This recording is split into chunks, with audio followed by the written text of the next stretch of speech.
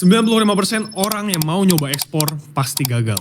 Jangan sampai kalian mengulangi kesalahan ini, dan di video ini gue akan spill alasan-alasannya. Kenapa banyak orang yang mau merintis ekspor itu kebanyakan gagal, nggak pernah closing, dan akhirnya quit, exit the game. Harapannya kalian yang nonton video ini sampai habis jadi 5% orang yang bisa berhasil bangun bisnis ekspor, jadi pahlawan devisa, dan bisa berhasil bangun bisnis ekspor antar generasi dalam jangka panjang. Alasan yang pertama adalah nggak ngerti produk. Kita ini jualan barang, maka kita harus benar-benar menguasai barang yang kita jual. Dan ini kesalahan. Banyak eksportir pemula punya barang, tapi nggak ngerti nih barangnya ini sebenarnya digunakan untuk apa, cara mengolahnya gimana, diolahnya seperti apa, spesifikasinya, analisanya, dan sebagainya. Karena dalam bisnis ekspor, kita akan bertransaksi tuh biasanya B2B dengan perusahaan-perusahaan besar, yang perusahaan itu mungkin udah membeli produk kita yang kita punya ini selama puluhan tahun, mungkin lebih tua juga dari umur kita. Maka pastikan mereka itu pasti lebih pintar, dan jangan sampai kita sebagai eksportir, sebagai penjual, itu nggak ngerti produk kita.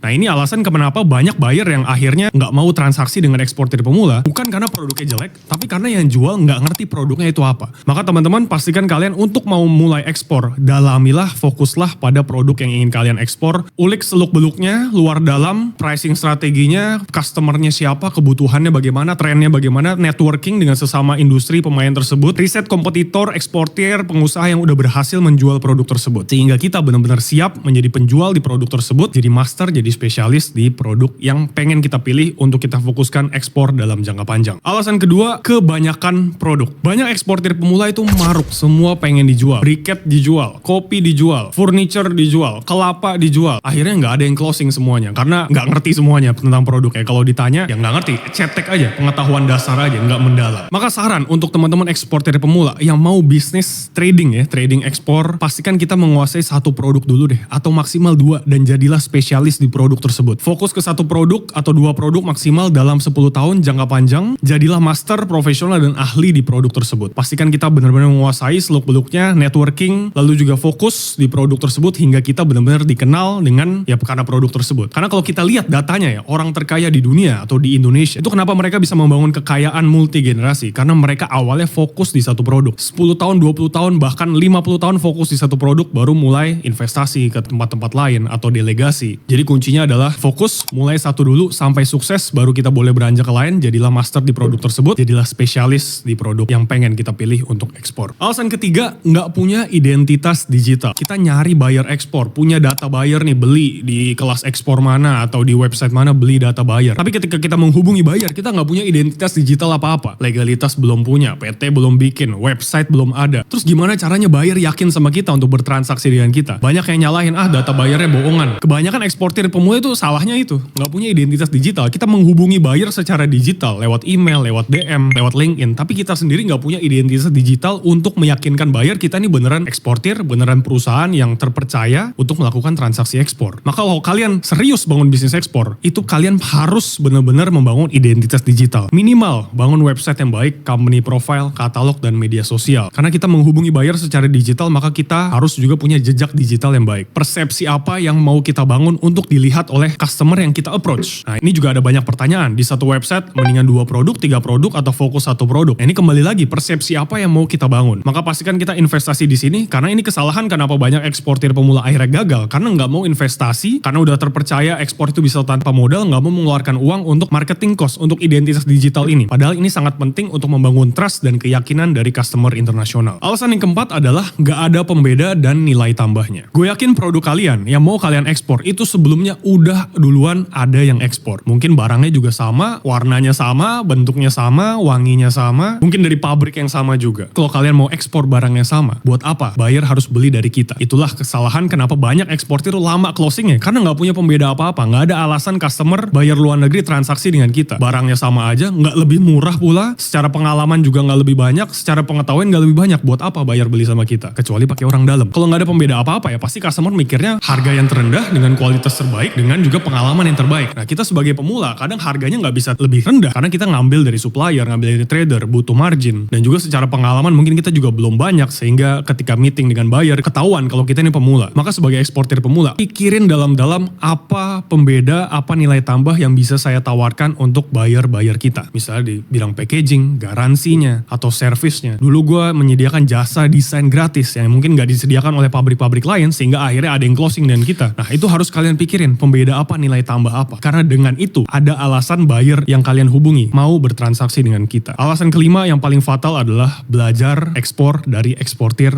bohongan. Karena ini keresahan gue juga, banyak kelas-kelas ekspor bertebaran sekarang ini. Tapi ketika dicek siapa yang ngajar, siapa yang bikin, orangnya nggak pernah ekspor. Cuma nge-scrap doang dari ChatGPT, dari ilmu-ilmu Google ditampilin di kelas ekspornya dengan harganya nggak tahu berapa. Atau mungkin buka kelas ekspor tapi pernah ekspor sekali doang, abis itu enggak, abis itu mengandalkan diri, mengandalkan uangnya dari jualan kelas. Nah ini yang bikin sebenarnya eksportir pemula itu susah untuk closing karena belajar dan berguru dari tempat yang salah. Karena bisnis ekspor itu bukan cuma teori. Kalau teori kalian bisa cek di YouTube, di Google, itu semuanya bisa diakses dengan mudah, teori ekspor. Tapi bisnis ekspor itu adalah strategi. Maka pastikan kalian belajar dari tempat dan dari orang yang benar-benar praktekin bisnis ekspor secara kontinu. Oke, karena sekali lagi bisnis ekspor tuh butuh strategi, koneksi, dan juga aksi. Bukan omong doang ngajarin ekspor tapi dirinya sendiri nggak pernah ekspor. Maka jangan lakuin 5 hal tadi kalau kalian mau sukses untuk ekspor. Gue tunggu kalian jadi eksportir hebat Indonesia.